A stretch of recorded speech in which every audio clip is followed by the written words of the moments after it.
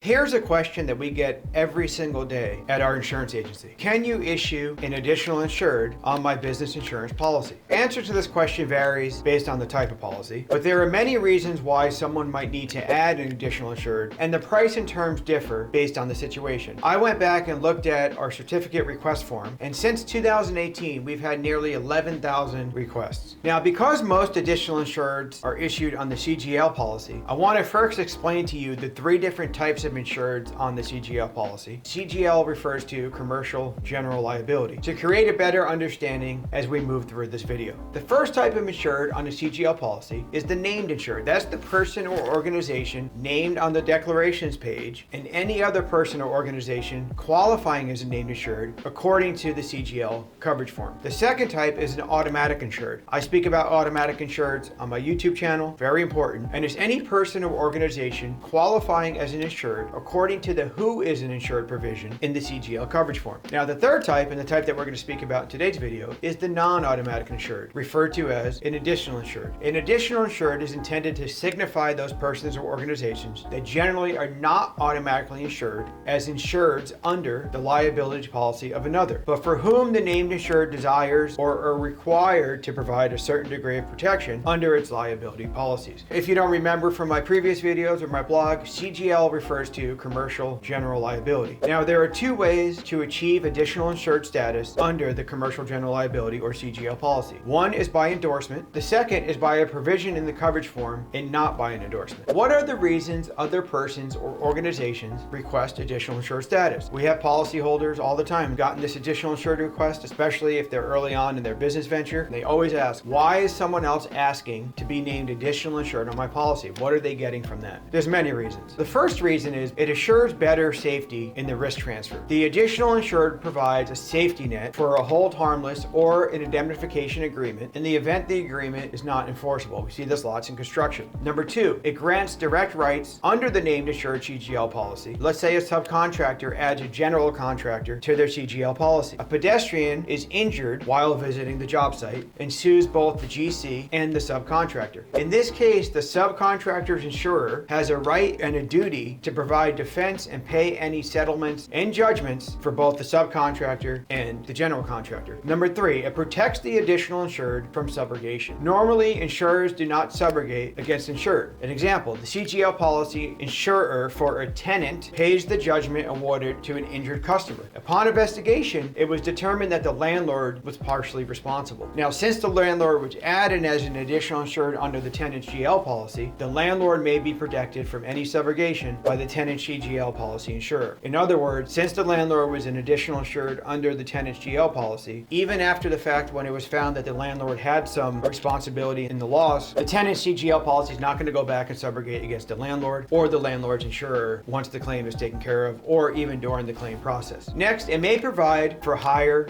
total limits of coverage. And finally, it may reduce direct insurance costs because of better loss experience as the additional insured is using another party's insurance instead of their own. On the flip side of things, why should you agree to add? Well, number one, a close relationship with a named insured. A lot of times people do business with each other repeatedly, repetitively. The second reason, contractual relationship. A contractual relationship requires the named insured to comply. Some examples of this. Number one, tenant landlord. Spoke about that before. Two, subcontractor to general contractor. Three, general contractor to project owner. Four, leasee to rental company. And five, manufacturer to vendor or distributor. Let's talk about some commonly used additional insured endorsements with the CGL policy. Number one is a scheduled basis, meaning it is scheduled by endorsement in the policy. The additional insured is written in the endorsement and it's provided with their certificate of insurance to gain additional insured status. Now, the big question, what is the cost of adding an additional insured? In terms of the price, the cost of adding an additional insured is usually relatively low compared to the cost of the existing premium. The risk associated with this addition is often considered marginal by insurance providers, but it does broaden coverage, which means that sometimes carriers will charge based on specific situations. Now, in the case of automatic forms, they usually come on the policy included in the premium, but don't be surprised if you incur additional costs if you need scheduled or special endorsements, especially again if you're broadening coverage. What other types of policies can you add an additional insured? We speak a lot about the general liability policy. Why? Because that's the most common, but you can secure additional insured status from business auto liability. Don't confuse that with the lost payee on the physical damage portion of the business auto policy, but on the liability portion, fairly common to issue an additional additional insured status on the liability portion of the business auto policy. Policies that do not provide additional insured status, employer's liability, part of the workers' compensation form, professional liability, or management liability such as EPLI, D&O, and crime coverage. Now, how do you add someone as an additional insured? The first step is to contact your insurance agent and identify who they are and the level of coverage they are requesting. In some cases, adding an additional insured may require an endorsement, like I said, to the policy. An additional premium may be charged. As I said, we have a fairly streamlined process here at the agency. Of course, always trying to improve it, but our clients can go onto our website, onto our service center, or through their client portal and request an additional insured certificate of insurance. And depending on the type of additional insured or certificate, we will ask questions that we know the insurance company is going to ask us to provide that information. It's essential to note that not all policies could be endorsed to include additional insured. Make sure you check with your insurance company or your insurance agent for the specific policy that you have to see if it's possible. Now, how can we help you here? As I said, since 2018, 11,000 certificate of insurance requests, many of those being additional insureds. Do we understand the additional insured? Yes. Do we do lots of them for tenant and landlord, subcontractor and contractor, general contractor and project owner relationships? Yes, we do them all the time. We know the forms, we know the endorsements. We understand automatic status, schedule basis, and everything else that you need to know about the additional insured. So if you have any questions, feel free to reach our office at 858-384-1506. And if you appreciate our videos, if you like them, if they're valuable, please support us by subscribing to our YouTube channel. Press the little notification bell. Leave me a comment on this video. Let me know if any questions you have or any concerns or confusion. Thanks again for watching. Hope you have a great one. Take care.